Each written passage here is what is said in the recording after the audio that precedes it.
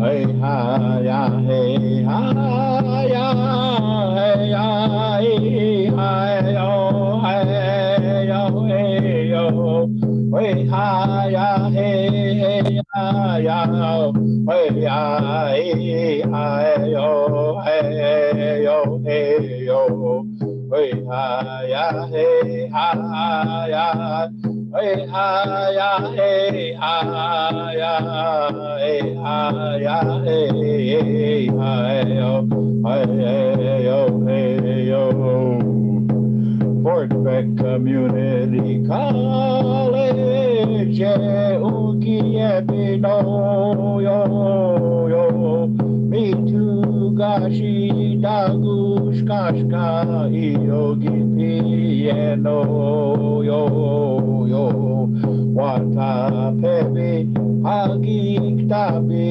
ichachi, ya, bino, hey, yo,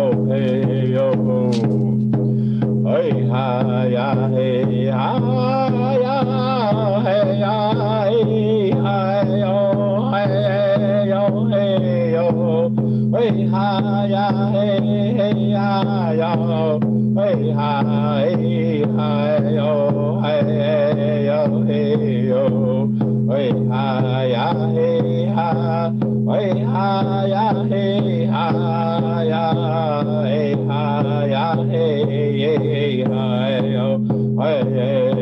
hey hey yo Fort Beck Community College, Ukiepino, yo, me too, gashi, dagush, kashka, yogi, piano, yo, wata, pebi, hagi, ktabi, ichachi, ya, bino, hey, yo, hey ha ya hey ha ya hey ya hey yo hey yo hey yo hey ha ya hey yo hey ya hey yo hey yo hey yo hey ha ya hey ya hey ya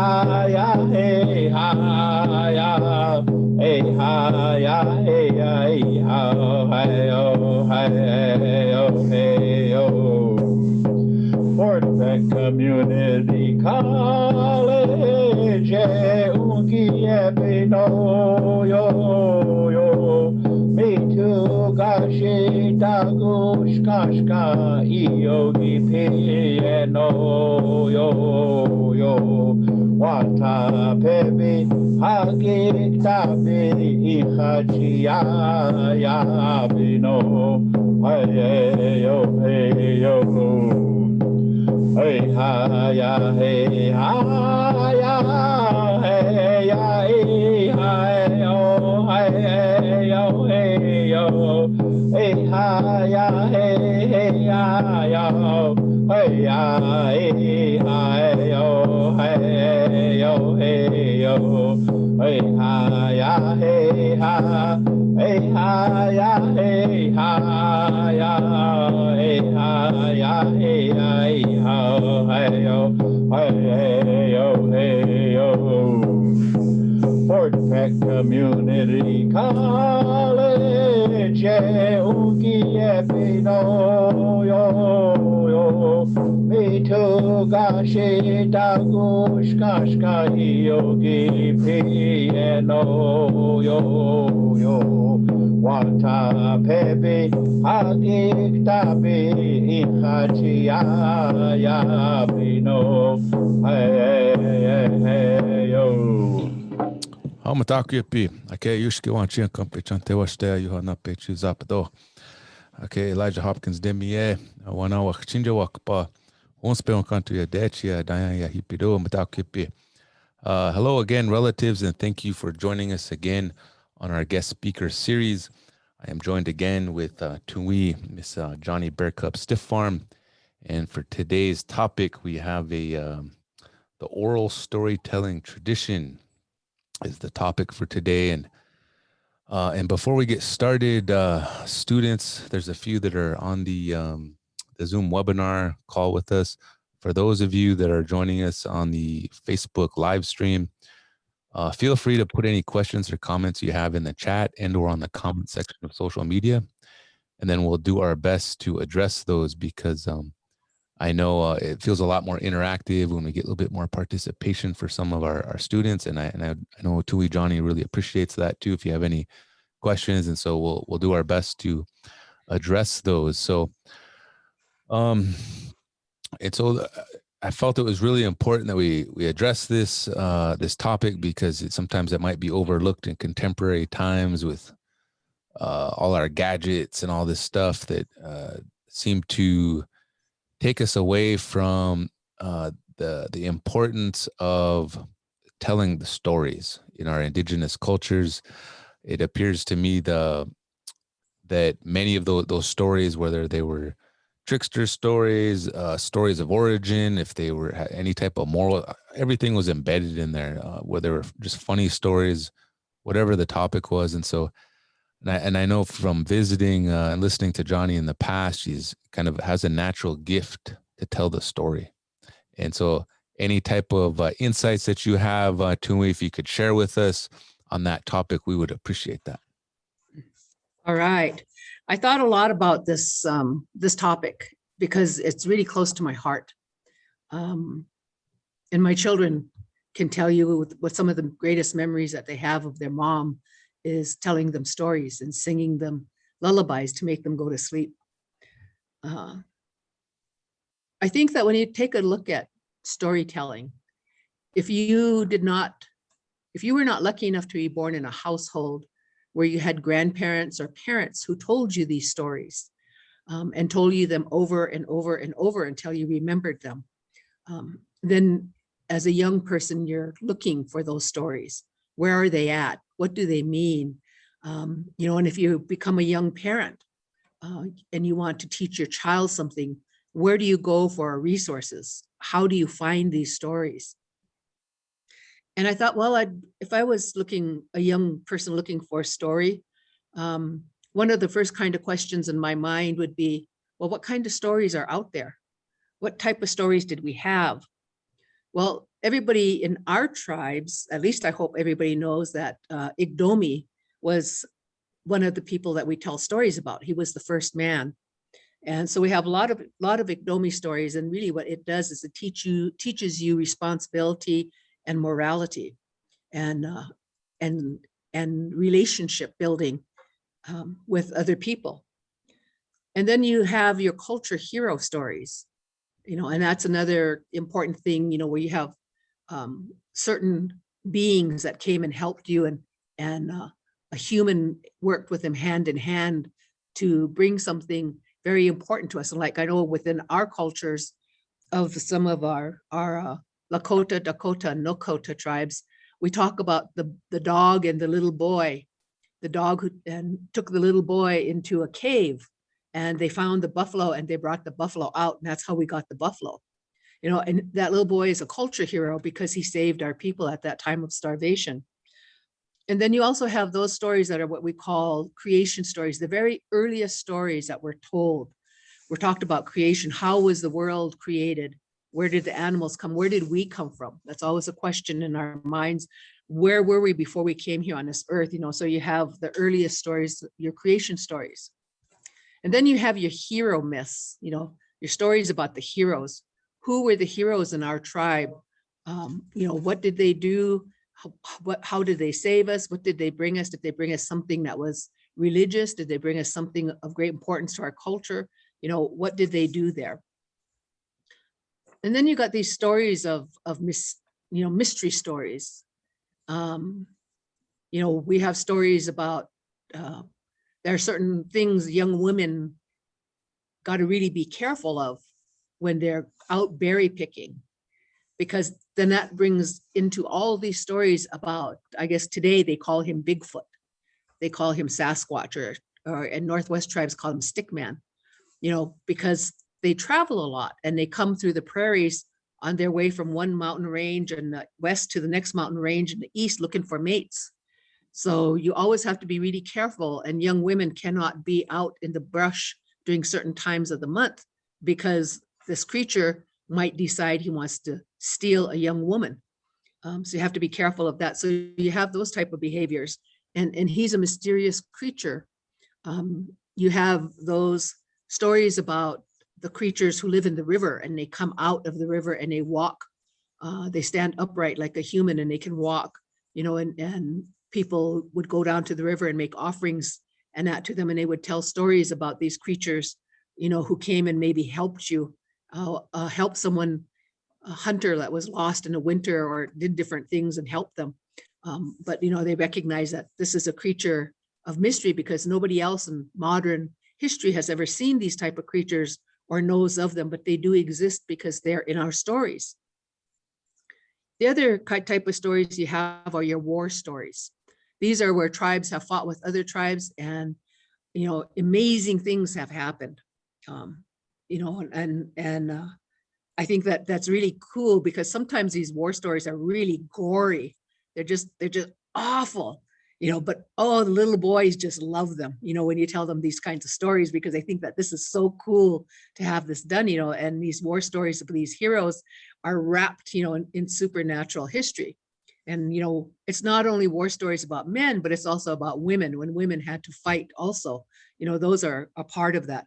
So all of this storytelling that was done was usually done in the late fall, early winter, long ago. And the reason why it was done during that time period is because it was that time period that everybody was home. They were all in their lodges. You know, they didn't want to be outside when the freezing rains came. You know, they had the fire going. If you had children playing in there, or you had several households living together, you know, you wanted to keep the kids busy. So what did you do? You made them lay down, cover up with their buffalo robes and listen. Listen, because you're going to tell them the story. And when you tell the story, you put a lot of emphasis in it. Your voice goes up, you know, and there is that old scary grandma. The old scary grandma was sitting close by the fire, and she would put one little twig at a time in the fire, and then she would poke that boy, and she would say, "Are you sleeping? Are you sleeping?" You know, and that little boy would be laying underneath that deer skin he had that was just threadbare and pitiful, because it was something his grandpa wore and his dad covered up with. And it was the blanket that wrapped him up when he was born. And his grandma gave that to him when he went on this journey to look, because all the men in the camp that could hunt were gone. They had gone out to hunt and they never came back. Never came back. You use your voice. You use your voice, you use your hands, you use the expressions, because this is a time where you want to capture all of the interest of the people who are listening. So when I think about traditional storytelling, I think about, you know, this is the time that we are in theater. We are acting out, we are talking, you know, we are putting a lot of emphasis. If you just said, yeah, that little boy was sleeping there and he was covered with a blanket and that witch was poking him, that old grandma witch was poking him, kids are not going to remember it, you know. But if you make your eyes big and you make your words talk, and if you're lucky enough to have a stick or a pencil or a straw, you know, and you start going like this toward them, you know, they're all going to squeal and they're going to, you know, people will pay attention. How you use your voice is very important in storytelling. So they did that in the wintertime because they wanted to keep the children still. They wanted to keep them quiet. They wanted them to rest and sleep. And then they would always ask them, you know, it's your turn. As you got older, it became your turn to tell your favorite story. And this was a way that the elders would check to see if these children were remembering these stories. And this was how that oral tradition was passed down, because if they would tell the story and they would miss a part of the story, they could look at their grandparent, or they could look at the person who said that story and double check with them to make sure that they had covered all of the key elements and points of it. Maybe they added a little bit more. Maybe they actually growled when they were telling the story about that wolf, and that maybe they learned how to bark, and they could bark like that and say that's how the dog sounded when he was chasing the buffalo out toward where they would come out of the cave. You know, so each storyteller had different techniques that they would add to it. You know, and you're sitting in a teepee, maybe some knew how to move their hands to make shadows on the wall of that teepee to really emphasize, you know, what that animal and that was doing, or to emphasize the numbers and that as they talked. So then the younger child would tell the story, and it went on and on like that. And so until everybody knew the stories and they knew all of them, because there were thousands and thousands of stories that needed to be told, that was critically important, because that laid in the class, that was the classroom. It was the classroom during the wintertime to teach these things. So that's what traditional storytelling means to me, and that's how I see it. I learned from my grandparents a lot of our stories. And when I was a young mother, I had 4 small children, and I had 3 little boys born, one right after the other. I mean, geez, these guys must have held hands from heaven. It just came boom, boom, boom. But there are 3 little boys just raising holy heck. And, you know, we had them all sleeping in one room in bunk beds, and we'd get them all in their rooms and get them all settled down. My daughter would come and she would sit by me, you know, and I would sit there and I would tell stories. I would start telling them all these different stories. And that ever since they were babies, we would tell them stories and sing to them. It was interesting to note that as they began to get older, and I got busier and busier because I started working outside of the home, and they still wanted the stories every night. I used technology to help me. And so at that time we had little reel-to-reel recorders.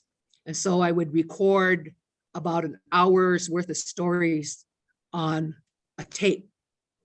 And then I would go in there and I would get them in bed, make sure they were in bed. I would tell one story to them. And then I would turn the tape on and I would tell them I was going to come back and check on them. And then I'd go do the dishes, or I'd go do odds and ends, and I'd come back and I'd check on them. If after an hour they were still awake, then I would take my second tape and I would put that in there and I would turn it on.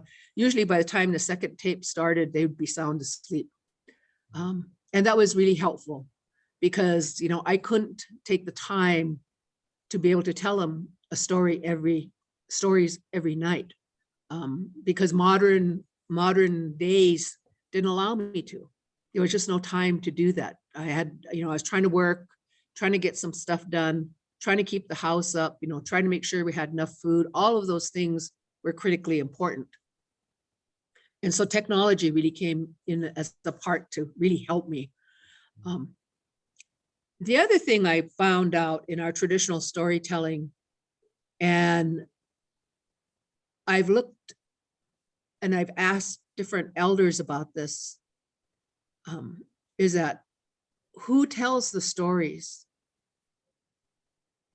And when I was young, I learned them from my grandparents, my grandma and grandpa, who told us the stories.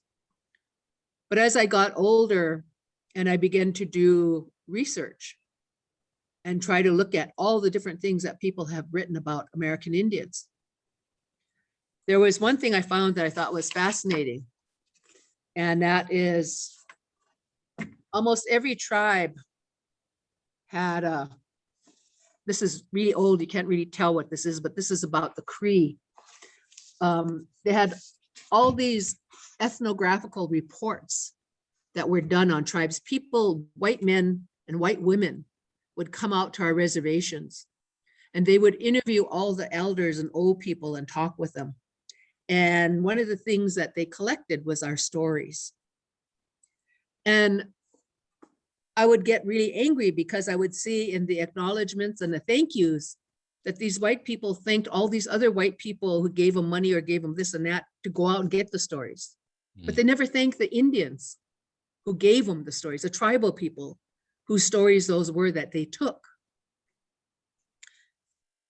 And there are some elderly people who died and went to their grave believing that their afflictions from arthritis and other diseases was sent as punishment against them.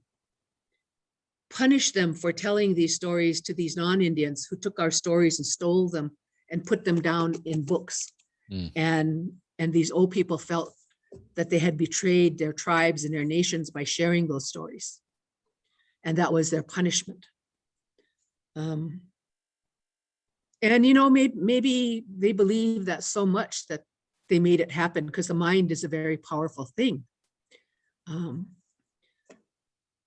So when you take a look at who is telling the stories, and you're a young person looking for stories so that you can share them with your younger brothers and sisters, I want to tell you that the most important thing you can give to your younger brothers and sisters, or your children, or your grandchildren, is your time. And quality time could be the time that you sit to tell them the stories. I spent time in Denver, Colorado, taking care of one of my youngest grandsons, Moses. And I stayed in his room with him. He was in the bunk bed on top, and I was on the bunk bed on the bottom. And we'd go to bed early so I could tell him stories. And we would sit in there and I'd tell him stories. And pretty soon I'd see his dad would come and set his chair by our door. And he would sit there. My youngest son, Joshua, would sit there and listen to me tell Moses stories, because he heard all of those when he was a child. And so, you know, he asked me, he said, Mom, he said, do you still have our tape recordings? And I said, you know, I don't really know, and I don't know what shape they're in. And I don't even know if we could find a machine that could play them anymore, you know, but I'll look. And I've always meant to record those stories again to share with my grandchildren so they could hear me tell those stories over and over again, and keep it for their children. But that's something that you can give. It doesn't cost you anything other than your time. And a child would just love to hear your stories. But where do you find those stories? You know, I'm looking for stories. So where do I find them? Well, all those white people who took our stories actually do have some of the basic framework of what those stories were. So you can find books on them. You can find books that talk about our stories. You know, one that I always looked at and thought was fascinating was this old book I have called Indian Legends from the Northern Rockies. I started going out looking for books that could possibly have the stories that I had learned in them, because I wanted to know, did they really get the story down the way it should have been told?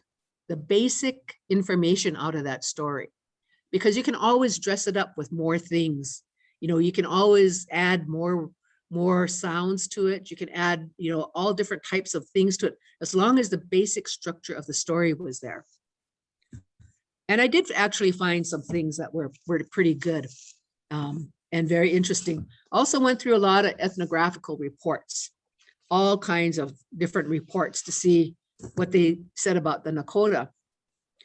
And then I terrorized an old friend who used to live with us many, many years ago, and he was studying Indians at the time. It's a good thing I didn't know what he was really doing, because I probably would have tortured him worse. But that was David Miller. You know, David Miller would come in the summer times and live with us in our home. We had our log house, and right across from it, we had a smaller log house, a tiny bachelor log house. And so David would stay in that tiny bachelor log house, you know, and he would follow my grandpa and grandma all over. You know, he'd go visit all elderly Assiniboines, Nakotas, all on the west side, you know, and then they'd pack him up, and then we'd haul him to Fort Belknap, and he'd go out to Lodgepole and stay there, you know, stay here and there. Then we'd load him up and we'd haul him to carry the kettle and drop him off on our relatives up there for a couple of weeks. So David followed us, our tribal folks, all over and everywhere, and he collected a lot of information. So then, you know, I started bugging David and saying, you know, where's our stories at? You know, I want to find books that talk about our stories. You know, at that time there was, it was called the Saskatchewan Indian Federated College. We used to go up there, and they had a small bookstore, and they had all of these books about Nakota stories, Nakota legends and that. So I began to gather those. And look in them and to see, yeah, you know, they had our stories, not exactly how I learned it, but the basic infrastructure of that story was there. So I would recommend to a lot of young people who are looking for stories, you know, find someone that knows them. And if you can't find someone, or if you do and they don't want to share with you, then the other thing is go find those books. Go find those books who have those legends and those stories in them, you know, and see, you know, if you can get the basic information from them, because I think having those stories is critically important for us. A lot of people don't want to share their stories. They're stingy with them, which I think is very sad. I think that we need to learn stories not only of our nation, our tribal nation, but of others, because today, now, you know, my grandkids, I want them to learn Blackfeet stories because they're part Blackfeet. I want them to learn Gros-Ventre stories because they're part Gros-Ventre. I want them to learn Nakota stories. I want them to learn Cree stories. You know, we have all of those bloods from those different tribes in us, and we have all of our relatives are from different places. One set of my grandchildren are part Dene, they're part Navajo. I want them to learn some of their Navajo stories. You know, so they have a whole wealth of stories within a portfolio of who they themselves are that they can teach and share with their children. So today you don't have to worry about going out and asking permission to tell a story unless it's a very sacred story. And there may be a few of those left around, but I'm not really sure of any within our tribe. So storytelling is critically important. You know, and then you look at storytelling. Does storytelling only have to be old stories? Does it only have to be from the past? I don't think so. I think that storytelling is something that we find and we begin and we create it in all different manners and in different ways. And one of the fascinating things, and one of the craziest guys I have ever met, and I'm really glad that we know him, is this crazy Sherman Alexie. You know, Sherman Alexie writes stories. He tells stories in his books. He tells modern stories. You know, some of his stories are about people that are just like Igdomi, you know, they do crazy, stupid things. Some of his stories are really tragic, but yet they tell of the resiliency and the strength of the community. You know, so we have a variety of people who tell stories, and they aren't there to tell you it in person, but they tell you it through words. So, you know, I was thinking about that before I came over here, and I was thinking, you know, what kind of story is there about Jonny? What can I tell my grandchildren about me? Well, I love to gamble. So, you know, and being retired and working, and, you know, I can't stay home. I have to do some work to keep myself busy. Otherwise, I'll really get in trouble. So I was thinking, well, you know, what kind of legend do I want my grandkids to have of me that their parents will absolutely disapprove of? You know, the parents will say, oh no, you know, you don't want to learn that from grandma, you know, but the kids will really remember me. Well, I want to tell them about chasing the dragons. You know, there's a new casino game out. It's about dragons. If you get all these dragons, you get 30 games and you play the dragons. And it's a keno game. And I love to play, you know, at our local casinos. And so I was thinking, well, you know, I can say that grandma went one day to the casino and she spent $1,700 chasing those damn dragons, and they never gave her 30 games at all, nothing. So grandma went home, she made her Indian medicine, she prayed to the casino gods and everything. And the next day she said, if I'm going to do a really good job at the community college, I better go and play the dragons before I go over there. So grandma went over to the casino and she played the dragons, and after $120, she hit the 30 games. Grandma played the 30 games and she got $870 back. And that was what she needed in her war chest to chase that dragon. She played and played. And when she left the casino, she left with $22,900. She got her money back and she got more on top of that. Baby. That's a good story for my grandkids to remember, you know. So what kind of stories, what does it teach you? Does, you know, it teaches you about risk. It teaches you about stupidity, because who in their right mind is going to play $1,700 worth at a casino and walk away with nothing? You know, you got to be stupid to want to do that, you know, and the risk that you take, you know, what are the risks that are really worth it? Do you always get a payback when you take that risk? Sometimes you do, and sometimes you don't. You know, so when you take a look at trying to create a story, you have to really look hard. The other thing I think about is, you know, who are our modern day heroes? You know, who do we have that has served in the armed forces and they have come home with Purple Hearts? You know, they have come home with a wide variety of different honors, but they're very humble, so they never speak of it. You know, this past, I think it was yesterday, they had my uncle Willard Miller's birthday. I think he's 94 or 96 years old. But, you know, he is our last living Korean War veteran for the Fort Peck tribes. You know, what are his stories?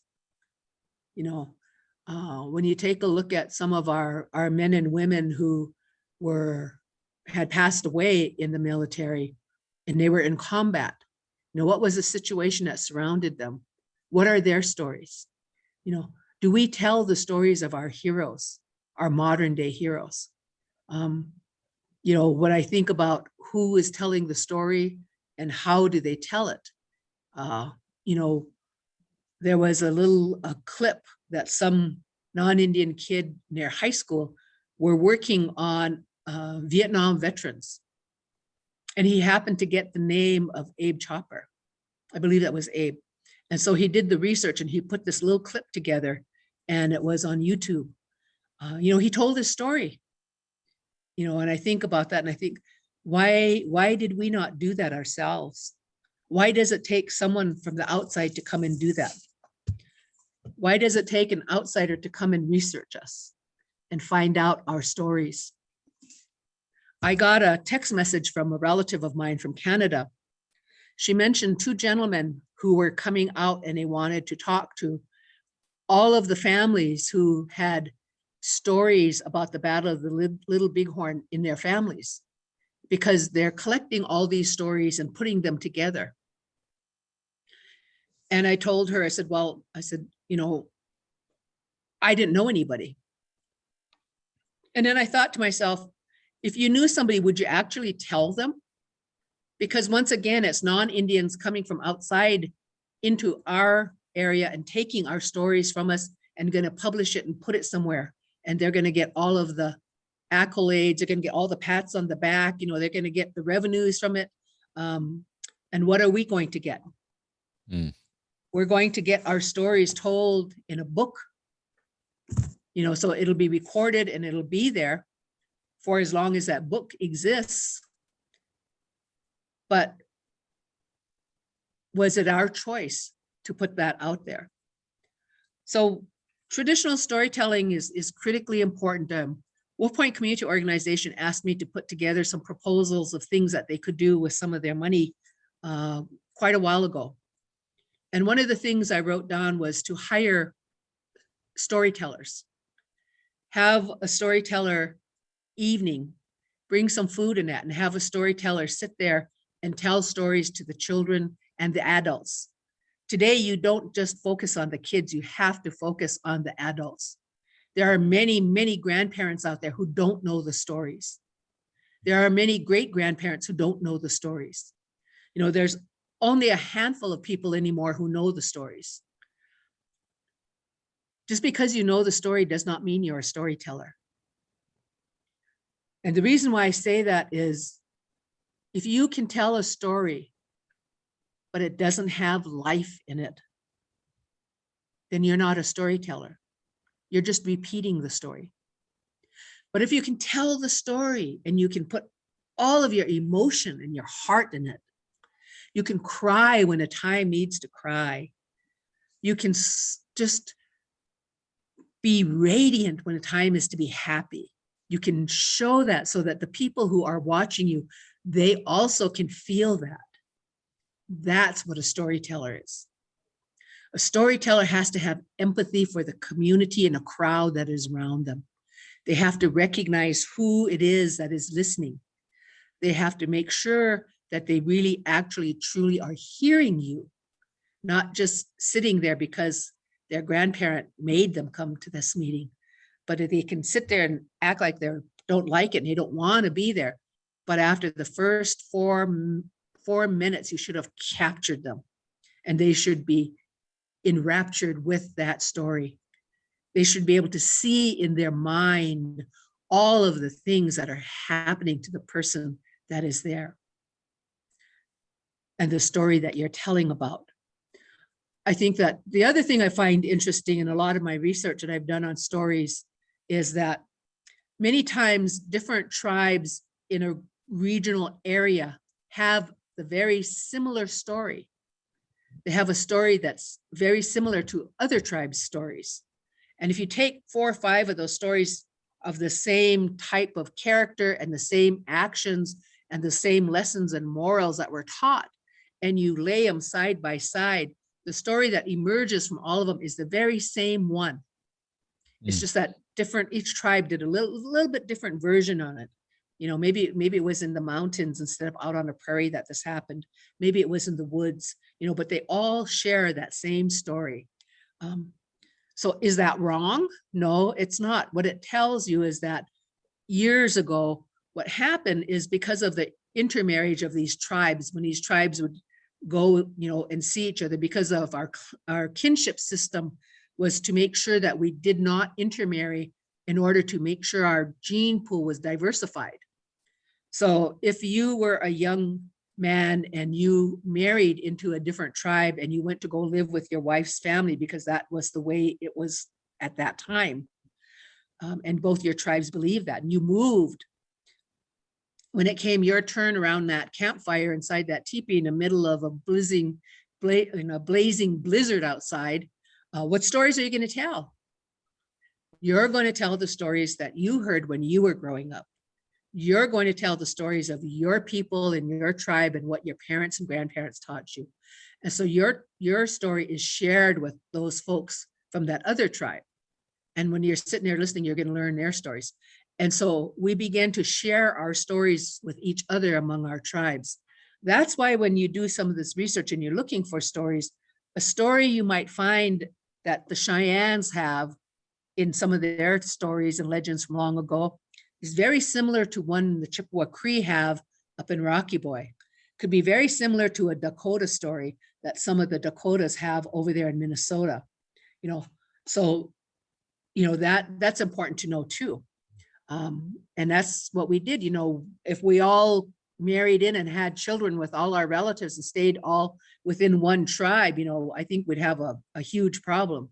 You know, and so because of that genetic diversity and that need to bring new genes into our gene pool, I think that was really important. In a way of doing that, we also ensured the continuation of our stories. Okay, I've talked quite a bit now. Does anybody have any questions? Okay, Facebook, I'll log in, see where we're at with it. But we do have a few students on the Zoom webinar. So if you could just, any question you have, just put it in the old chat box. I don't see any questions as of yet. I guess I don't really have any questions, but I also thought it was interesting to your point about some of the tribal, even like the creation stories. I noticed the Anishinaabe, I believe Nakota, all these other tribes farther out to the west, this story of the muskrat going down, diving down, getting some of the earth when all those other animals couldn't do it. They would, you know, they died. That story, it's interesting because I think even the Isayanti Dakota, Anishinaabe, Nakota, these other tribes, it's all the same. And I've always thought that was fascinating. So, and it probably is, you know, they shared, there must've been some like an old stories from, you know, prehistoric times that were shared amongst all those tribes when we lived all over North America. So super interesting. Looks like we did have a student put, Becky says, is there a list of resources of those books? I wrote down the 2 authors. I will add one comment to that. There was several years ago, I noticed there was the Montana Historical Society published some really interesting books. I think there was one of the relatives, 4-star, put some in there, how the seasons came to be, how the summer came. There was a series of them.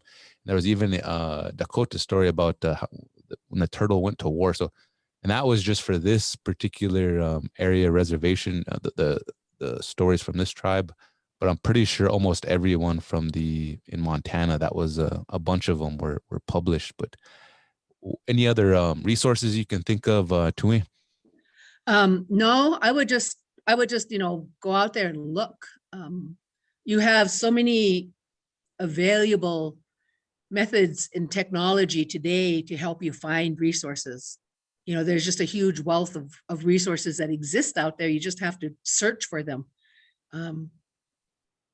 And I think, the question that I think that you'll run into so many stories out there, I think that you have to put a filter in to decide what type of stories are you looking for. Are you looking for some from a very specific tribe? Are you looking for some from a very specific geographical location? What type of stories are you searching for, and that you want to, what purpose are you going to use them for? I think it's really important to revitalize the storytelling tradition among our people. And whether we do that in the fall, or whether we do that in a variety of settings where you have young people and older people and that together, and you have someone tell those stories, I think that that's important. Reading them is one thing. Listening to them on a tape or watching them on YouTube is another. But actually sitting in an environment where it's comfortable and the children are all there in person is something really different. And I think that that's critically important. I would say that the optimal group to tell a story to is about 15 to 20 people, because they can get focused, they can get comfortable, they can ask questions, they get really excited. When you begin to have more than 20 people, like 40 or 50 people, then it's harder to keep control and attention focused on a storyteller, because children will always poke with their friends and, get silly and a variety of other things. So I think that reintroducing storytelling into our communities is something we need to do. How we do that, who does it, is another issue. I know it has to be done in the evenings or late afternoon, when parents aren't working. Usually it has to be done early enough in the evening so that parents can take their children home. One of the recommendations I made to the Wolf Point Community Organization was that, provide a meal of chili and hot dogs, with a drink, and that way the parents get home from work, they can gather their kids up, they can come right over to the community hall. You can do this in sessions, and give them a ticket. Your ticket is for session 1 from 5 o'clock until 6 o'clock. Yours is from 6:30 till 7:30 or something like that. Have a storyteller do sessions and have little tickets out to give to family groups and that, so that they can come and, that's their time, and hopefully their parents that can learn and pick up the stories, encourage them to video it so that they can use it in their homes on their own. Encourage young storytellers to learn and mentor. You need to mentor younger storytellers, and that, surely we have young people who are interested in acting, young people who are interested in theater. Here's an opportunity for them to practice their diction, their voice throwing, the control of, expressing emotions through their faces, through their hands, how, move their bodies around, just get involved and live that story. And I think that that's really important, and that's a great opportunity that we have that we are just not taking advantage of in our tribal communities.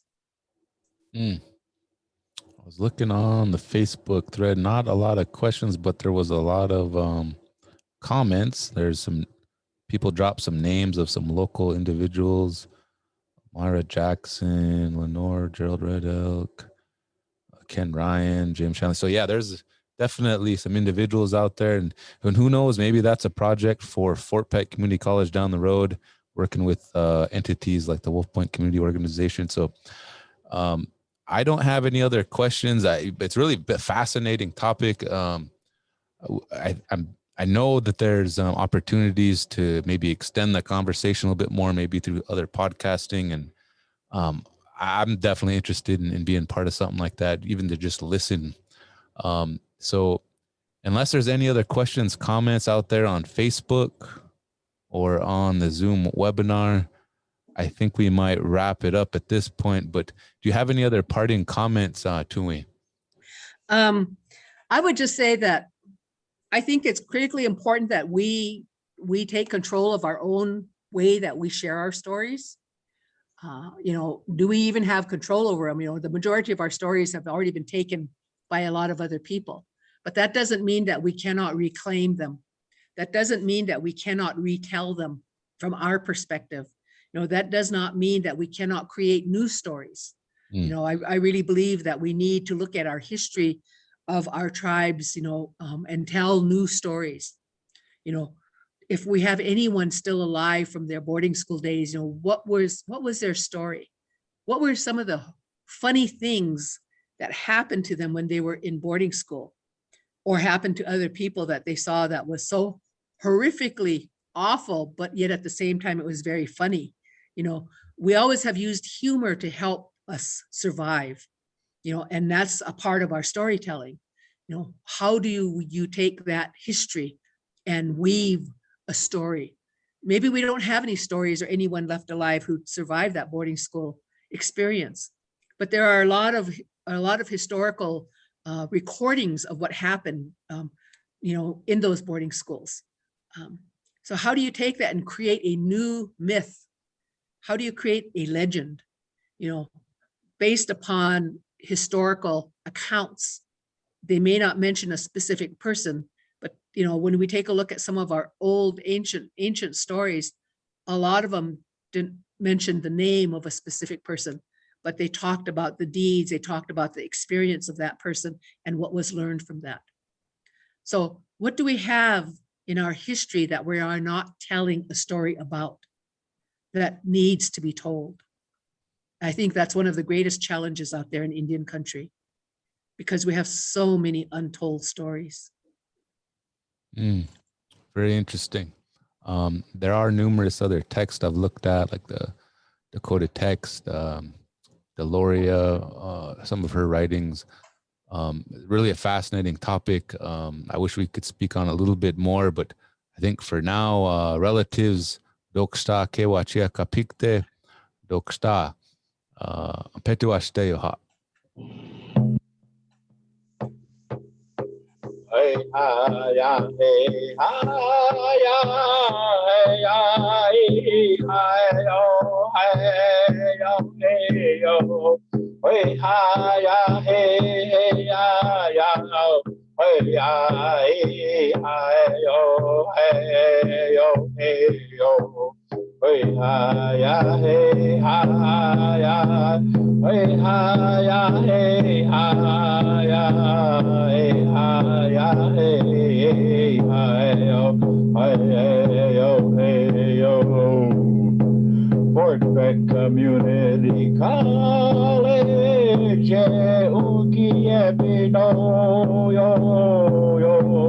me too, gashi dagush kashka yogi piano yo wata pebi hagi ktabi ichachi ya bino hey yo